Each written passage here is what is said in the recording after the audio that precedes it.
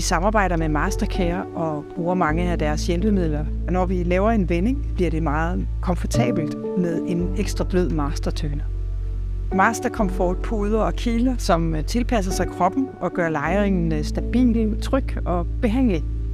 Jeg er uddannet pædagog, og det er vigtigt, at jeg kan indgå i relation med borgerne på en værdig og respektfuld måde, sådan så at de kan møde mig som også et menneske.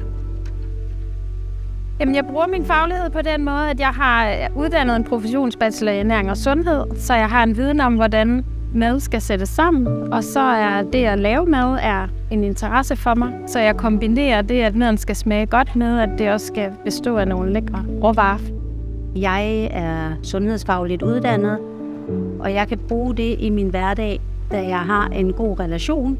Igennem den relation hurtigt både få at vide af beboere eller opfange hos beboere, om der er noget, der kan tages i opløbet, eller hvis de har en problematik, går og har på sinde, så kan de komme med den.